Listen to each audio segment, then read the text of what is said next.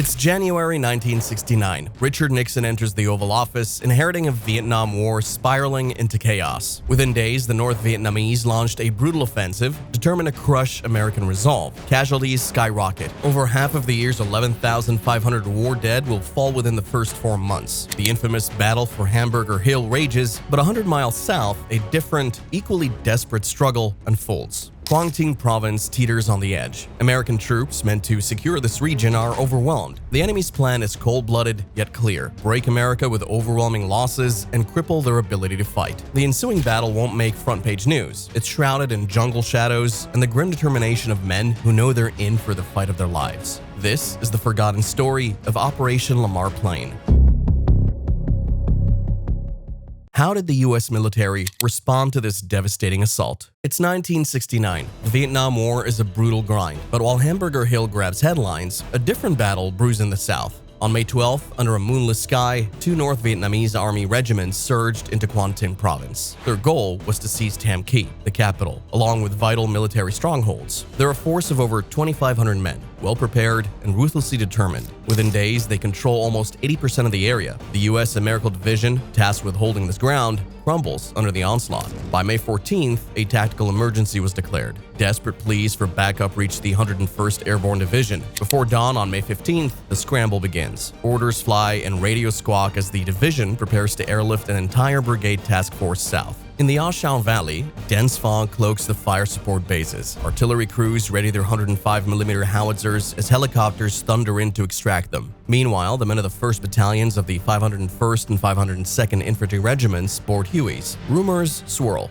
Maybe they're all going home, but soon the name Tam Ky filters through, tied to the American Division. They know this means trouble. As the 101st arrives at Phu Bai Air Base, it seems like a surreal sideshow. Hot showers, ice cream, military brass, and a band see them off. A brief respite before boarding C-130s and C-123s bound for Tam Ky. Upon landing, the scene is chaotic. Vietnamese villagers stare from beyond the barbed wire as dust, exhaust fumes, and sheer activity overload the senses. It's a logistical madhouse as tons of supplies and hundreds of fresh troops flood in. Yet, the enemy won't wait. Within hours, artillery batteries are redeployed to fire support bases. On May 16th, the 1st Battalion, 501st Infantry, launches south from LZ Professional to begin reconnaissance. The heat is brutal, with temperatures over 100 degrees and heat casualties mounting. But as they push forward, they find chilling evidence. Freshly abandoned bunkers and elaborate fortifications. Helicopters from the air cavalry face fierce anti-aircraft fire while spotting even more hidden NVA positions. Initial contact with the NVA is light and even deceptive, but the tension is palpable. The morning of May 18th dawns heavy for Bravo Company, 1st of the 501st Infantry. They're scaling Hill 187 when enemy mortars rain down. Before the 3rd Platoon even reaches the summit, the company command post is bracketed. 1 round lands on either side, and the 3rd a direct hit. The blast claimed their commander, Captain Pape, and the senior medic, Specialist Russell Jett. 5 others are wounded. Not far away, Charlie Company is thrown into their own nightmare. Heavy gunfire erupts as they navigate a trail north of Hill 187. The 1st and 3rd platoons try to assault an enemy-held hill but are driven back. Their own command post comes under attack, further dividing the company. Ammo and water are critically low, and they need to clear the area for resupply and medevac. Suddenly, the air is filled with the roar of A-1E Sky Raiders, and 500-pound bombs rain down on the enemy's positions. Charlie finally secures the hilltop, but the losses are heavy. Dead, wounded men pushed past the breaking point by heat exhaustion. When the choppers finally arrive, it's grim work. As night falls, they dig in, surrounded by a scene from hell: melted napalm, bomb fragments, and the twisted corpses of NVA soldiers. The stench of combat hangs thick. Charlie Company will forever know this place as Ghost Mountain. May 19th brings the 1st Battalion of the 502nd Infantry into the fight. They set up a base at Hau Duc, sending out combat patrols. The goal is to seize the higher ground around LZ Professional and relieve pressure on Tien Phuc. But the enemy isn't giving up without a fight.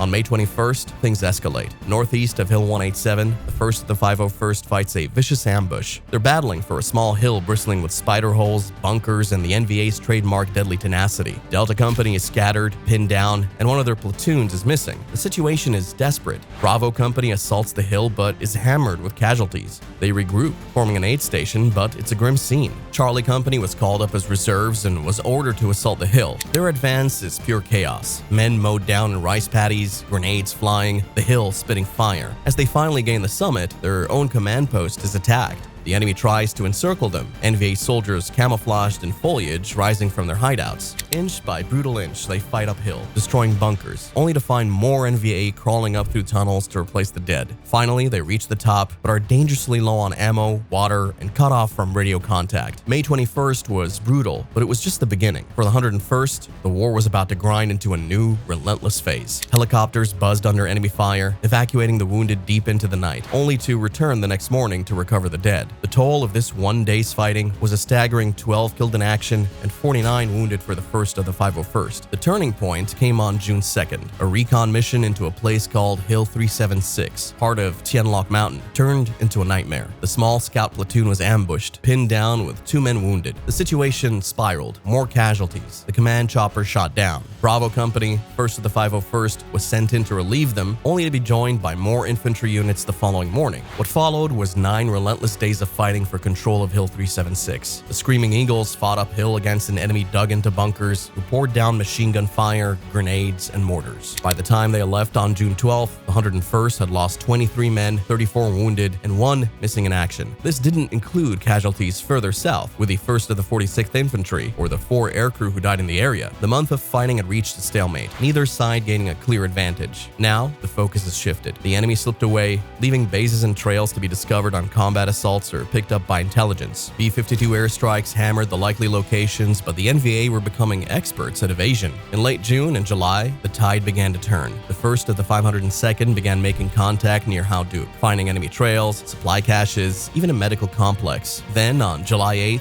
Alpha Company, 1st of the 502nd, went on a routine resupply run. Following a comma wire, a small squad walked into an ambush. Pinned down with mortars and machine guns, they fought desperately. Some men didn't make the desperate retreat as the enemy closed in. Through the night, snipers hunted the separated men, some playing dead to survive. As the enemy withdrew, they buried their losses, leaving 13 Americans missing in action. Lamar Plain was far from over. The 101st continued the relentless hunt, but the enemy became elusive, splitting into small groups. Tactics shifted to grueling patrols, unearthing vast bunker complexes, hospitals, and the silent evidence of enemy casualties from previous airstrikes. Still, these final weeks weren't bloodless. Another 24 Americans dead and 58 more were wounded. On August 11th, the first men of the 1st of the 501st boarded a plane at Tam Ky. Over 3 days, the entire task force was extracted, and Operation Lamar Plain officially ended on August 14th, 1969. Overshadowed by the infamous fight in Hamburger Hill, Lamar Plain received little notice. 126 men died, 404 were wounded, and all for a tactical emergency that most of America never knew existed. The families of soldiers who fell believe their loved ones died at Hamburger Hill, a testament to this forgotten battle. But the men of Lamar Plain hold their heads high. They came to the rescue of a battered unit, allowing it to regroup and fight on. Even today, that sense of duty, that quiet heroism, defines the warriors of the 101st Airborne Division. Did the story of Operation Lamar Plain shock you? Let me know your thoughts in the comments below. If you enjoyed it, hit that like button, subscribe for more, and don't forget to ring the notification bell so you never miss an update.